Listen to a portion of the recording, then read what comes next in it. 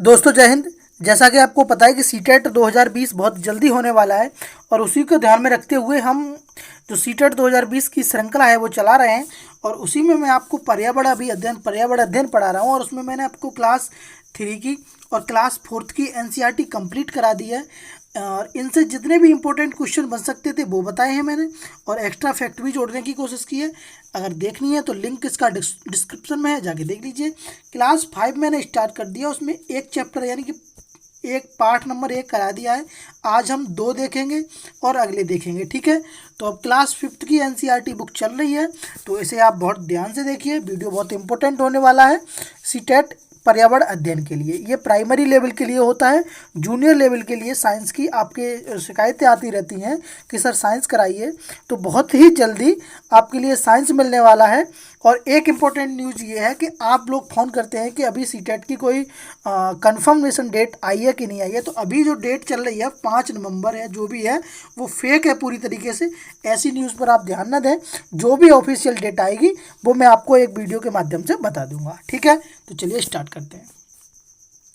देखिए पार्ट 2 में हम देखेंगे। पार्ट 1 हमने देख लिया है, लिंक उसका डिस्क्रिप्शन में है, जाके देख लीजिए, ठीक है। ये पार्ट का नाम है, पार्ट 2 का नाम है कहानी सपेरों की। क्या है? कहानी सपेरों की।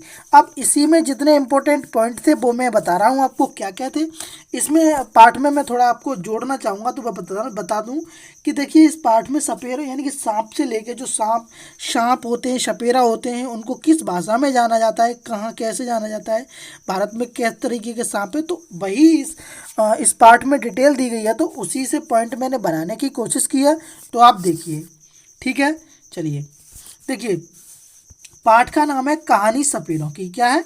कहानी सपेरों की, ठीक। तो अब सुन लेते हैं। पहला पॉइंट है कि सांपों को पकड़ने वाले और सांपों को बीन की धुन पर नचाने वाले को सपेरा क्या बोले? सांपों को पकड़ने वाले और सांपों को अपनी बीन की धुन पर नचाने वाले को सपेरा या कालबेलिया कहते हैं, ठीक है। आपसे सपेरा नहीं पूछा जाएगा, आपसे पूछा जाएगा कि सांपों को पकड़ने वाले या सांपों को अपनी बीन की धुन पर नचाने वाले को क्या कहते हैं, तो कालबेलिया कहते हैं। एनसीईआरटी में बाकायदा इसका जिक्र है, तो आप बड़ा ध्यान से देखिए। कालबेलिया कहते हैं। क्या कहते हैं? कालबेलिया, ठीक। कालबेलिया लोग सांपों को अपनी पूंजी समझते हैं। जिस तरीके से हम लोग अपने पैसे को पूंजी समझते हैं ना, उसी तरीके से जो कालबेलिया यानी कि सपेरा होते हैं वो सांपों को ही अपनी पूंजी समझते हैं, जिसे वो आने वाली पीढ़ियों को सौंप देते हैं, ठीक है। जैसे आपको पता होगा अपने यहाँ क्या होता है कि अपने यहाँ जो ज़मीन होती है वो आने वाली पीढ़ियों के लिए संपत्ति होती है, वो जायदाद होती है, वो सौंप दी जाती है। इसी तरीके से कालबेलिया लोग होते हैं यानी कि सपेरा जो लोग होते हैं, उनके पास जितनी भी सांपों की पूंजी होती है वो अपने आने वाली संतानों को दान वो दे देते हैं, सौंप देते हैं, ठीक है। तो आप समझ गए होंगे। तो यहाँ इंपॉर्टेंट पॉइंट ये है कि कालबेलिया किसे कहते हैं, तो सपेरों कहते हैं। अगला पॉइंट हमने मेंशन किया है कि यह लोग सांपों को अपनी बेटियों की शादी में तोहफे के तौर पर देते हैं। कितनी अच्छी बात है, ठीक है। देखिए अपने यहाँ शादी ब्याह में क्या दिया जाता है वो आपको सबको पता ही है। और ये सपेरे लोग जो होते हैं यानी कि कालबेलिया लोग जो होते हैं वो सांपों को ही, अब मान लीजिए इनकी पूंजी है तो वो पूंजी को ही तोहफे के रूप में शादी विवाह में आदान प्रदान करते हैं, ठीक है। कालबेलिया नाच में सांप की मुद्रा भी दी जाती है। देखिए जैसे अपने यहाँ कोई जो पार्टी होती है या जो कुछ भी होता है उसमें हम लोग जो मुद्रा है वो दान करते हैं, तो यहाँ रुपया चलता है, लेकिन वहाँ क्या होता है कालबेलिया डांस में वो सांपों को ही दान कर देते हैं, ठीक है। सांपों की मुद्रा को ही दान करते हैं, ठीक। चलिए अगले देखिए, आगे पॉइंट इंपॉर्टेंट है, ये क्वेश्चन पूछा भी गया है पेपर में सीटेट में, और वो है कि हमारे देश में 4 प्रकार के सांप, जहरीले सांप पाए जाते हैं। एनसीईआरटी के हिसाब से आपसे अगर सीटेट के पेपर में ये क्वेश्चन आए कि देश में कितने प्रकार के जहरीले सांप होते हैं, तो बस मैं जितने बता रहा हूँ वही बताएंगे आप, यही ऑथेंटिक है, ठीक है।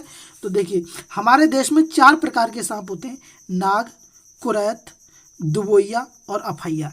ये सीटेट में पूछा गया है, ठीक है। तो आप इस चीज़ को देख लीजिए। और कुछ दिन बाद अब ये ईवीएस आपकी यानी कि पर्यावरण अध्ययन क्लास 5th का खत्म हो जाएगा, तो फिर मैं इसके क्वेश्चन आंसर कराऊंगा, तो आपको खुद ही पता पड़ जाएगा। ठीक है, तो 4 प्रकार के सांप के नाम हैं, ये आपको याद रखने हैं, यही पूछे जाते हैं हर बार सीटेट में। अगर सांप से कोई क्वेश्चन आता है तो आपको याद रखना है। ठीक है, चलिए 4 प्रकार के सांप होते हैं। अगली बात कर लेते हैं। सांप जब किसी को काटता है तो उसके 2 खोखले जहर वाले दांतों से उस व्यक्ति के शरीर में जहर चला जाता है। ठीक है, आपको पता होगा कि सांप के 2 जहरीले दांत होते हैं यहाँ पे, तो वही बताया गया है कि जहरीले दांतों से उस व्यक्ति के शरीर में जहर चला जाता है। इस जहर से बचने के लिए केवल एक ही उपाय है। उस व्यक्ति को सांप ने काटा है, यानी कि जिस व्यक्ति को सांप ने काटा है उस व्यक्ति को तुरंत ही जहर खत्म करने वाली दवाई सीरम दे देनी चाहिए। ठीक है, अब यहाँ इंपॉर्टेंट क्वेश्चन ये बनता है कि सांप के जहर को खत्म करने वाली दवाई कौन सी है, तो वो दोस्तों सीरम है। क्या है? सीरम है। और ये बात आपको याद रखनी है, ये पेपर में भी कई बार पूछी गई है। तो सांप की दवाई या सांप के जहर को खत्म करने वाली दवाई कौन सी होती है, तो सीरम होती है। आगे बात करते हैं। यह सीरम दवा सांप के जहर से बनाई जाती है, यह भी इंपॉर्टेंट है। सीरम किससे बनाई जाती है, तो सांप के जहर से बनाई जाती है। और यह सभी सरकारी अस्पतालों में उपस्थित रहती है। ठीक है, जैसे आपका जिला स्वास्थ्य केंद्र होता है वहाँ पर आपको ये मिल जाती है। ठीक है, तो सीरम दवा सांप के जहर को ख़त्म करती है, सांप के जहर से बनाई जाती है। कहाँ मिलती है, तो ये सभी सरकारी अस्पतालों में मिल जाती है। ठीक है दोस्तों, अगर आपको वीडियो पसंद आ रही है तो लाइक कर दीजिए प्लीज़, और चैनल को सब्सक्राइब कर लीजिए, और वीडियो को शेयर ज़रूर कर दीजिए ज़रूरतमंद लोगों के लिए। ठीक है, चलिए अब देखिए, आप कह रहे होंगे सर पार्ट 3 और पार्ट 4 कहाँ गया, तो पार्ट 4 और पार्ट 3 में कुछ नहीं था, मैंने एनालिसिस करके पढ़ लिया है। अब पार्ट 5 को देखते हैं। ठीक है, जो आपके लिए ज़रूरत होगा वही पढ़ाया जाएगा, क्योंकि फ़र्क बस इतना है, इसीलिए आप पूरी एनसीईआरटी पढ़ लेंगे और इन नोट्सों को पढ़ लेंगे तो आपको तुरंत फ़र्क मालूम पड़ जाएगा। ठीक है, चैप्टर नंबर 5 देखते हैं। इसका नाम है शिकारी पौधा। क्या नाम है दोस्तों? शिकारी पौधा। शिकारी पौधा से हम पहला पॉइंट मेंशन करते हैं, वो है चनों को। अब देखिए, इसमें पौधों के बारे में बताया गया है बेसिकली, तो हम वही देखेंगे इस चैप्टर में। तो चने को अंकुरित करने के लिए भीगे चने को गीले कपड़े में रखा जाता है, यानी कि चने को जो है वो अंकुरित करने के लिए भीगे गीले कपड़े में रखा जाता है। ठीक है, किस में रखा जाता है? भीगे चने को गीले कपड़े में रखा जाता है। पौधों को बढ़ाने के लिए, अब यहाँ इंपॉर्टेंट चीज़ है, हवा, पानी, मिट्टी की ज़रूरत होती है। ठीक है, पौधे को बढ़ाने के लिए किस किस की चीज़ की ज़रूरत होती है? ऐसा ही नहीं है कि पानी, धूप की भी ज़रूरत होती है, मिट्टी की भी ज़रूरत होती है, पानी की भी, हवा की, सब चीज़ की ज़रूरत होती है। ठीक है दोस्तों, तो यह बात आपको याद रखनी है। एक चीज़ हमें इंपॉर्टेंट मिली थी, वो क्या थी? शिकारी पौधा या घटपर्णी पौधा। देखिए, इस नाम का एक पौधा है, किस नाम का? शिकारी पौधा, या इसे घटपर्णी पौधा भी कहते हैं। ठीक है, तो ये क्या है सुनिए, देखिए यह है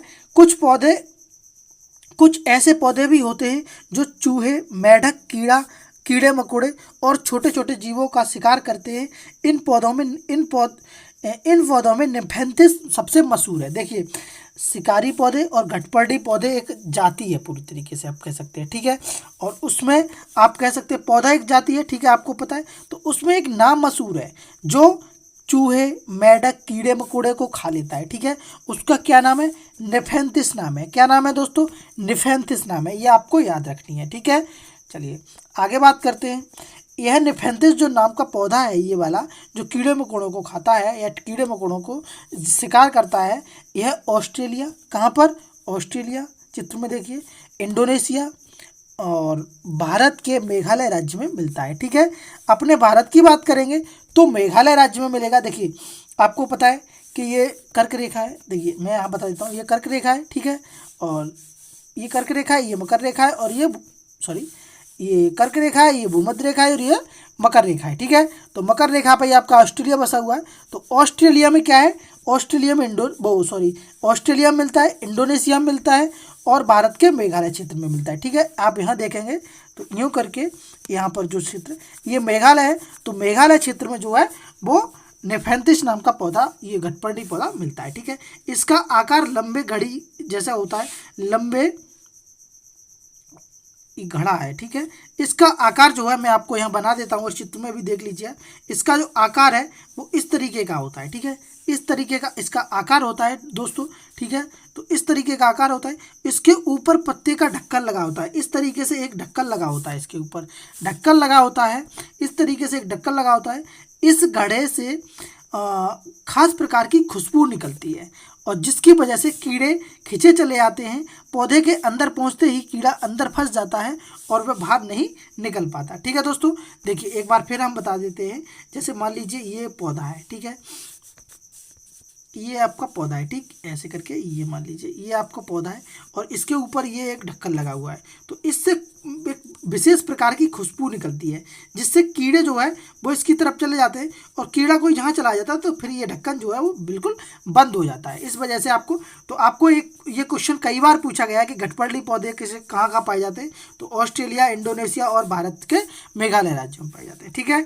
चलिए अब देखिए एक बेलकरो का आइडिया है, बेलकरो जी हैं और उन बेलकरो आइडिया है और वो सुनिए क्या है। देखिए बात 1948 की है, ये क्वेश्चन पूछा गया है कि बात 1948 की है। जॉर्ज मैस्ट्रल कौन है? जॉर्ज मैस्ट्रल के कपड़े और उनके कुत्ते के शरीर पर चिपके हुए बीजों को, जैसे वो होते हैं ना, आप कहते हैं कि कोई जो छोटा सा बीज होता है इस तरीके का और वो चिपक जाता है कपड़ों पर आपके पर, तो उसी के बारे में बताया गया है कि चिपके हुए बीजों को देखकर उनके वेलक्रो बनाने की एक आइडिया आया और वेलक्रो में दोनों सतह चिपक जाती हैं। वेलक्रो में क्या होता है, दोनों सतह चिपक जाती हैं और खुलने पर चरचर की आवाज़ आती है, ठीक है। किसकी आवाज़ आती है? चरचर की आवाज़ आती है, ठीक है दोस्तों। तो ये आपको याद रखना है। ये क्वेश्चन बस यहाँ से ये पूछा जाता है कि वेलक्रो का आइडिया किसके? तो जॉर्ज मैस्ट्रल। कब? 1948 में, ठीक है, 1948 में, ठीक। यहाँ दो पॉइंट और हमें मिले थे कि मिर्च को हमारे यहाँ पुर्तगाल देश के व्यापारी दक्षिण अमेरिका से लेके आए थे, ठीक है। यानी कि भारत में मिर्च कहाँ से आई थी? तो दक्षिण अमेरिका से आई थी। कौन लेके आया था? पुर्तगाली लेके आए थे। कौन लेके आए थे? पुर्तगाली लेके आए थे। कहाँ से?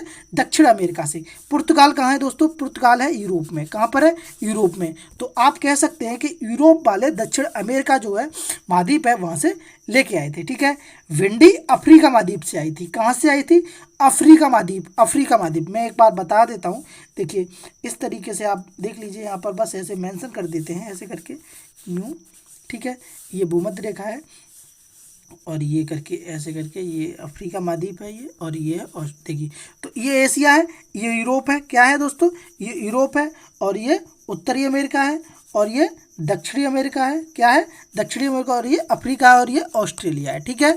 तो देखिए यहाँ से क्या बोलते हैं, दक्षिण अमेरिका से यहाँ से भिंडी जो है वो मिर्च जो है वो भारत के एशिया में आई थी। कौन लेके आया था? पुर्तगाल के यूरोपी लेके आए थे, ठीक। भिंडी ये अफ्रीका है, इस अफ्रीका से भारत में गई थी, ठीक है। तो ये बात आपको याद रखनी है, ठीक है दोस्तों। इस वीडियो में इतना ही। आपकी शिकायत रहती है कि वीडियो लंबा हो जाता है, इस वजह से वीडियो में इतना ही। अगले जो चैप्टर हैं वो अगली वीडियो में देखेंगे। तब तक के लिए धन्यवाद और वीडियो को दोस्तों शेयर कर दीजिए जिन लोगों के लिए ज़रूरत है, ठीक है। और एक इम्पोर्टेंट न्यूज़ ये है आपके लिए कि करंट अफेयर्स की क्लासेस भी इस चैनल पर चल रही हैं। आप लिंक सबका डिस्क्रिप्शन में है, जाके देख लीजिए, ठीक है दोस्तों। चलिए मिलते हैं अगली वीडियो में। धन्यवाद।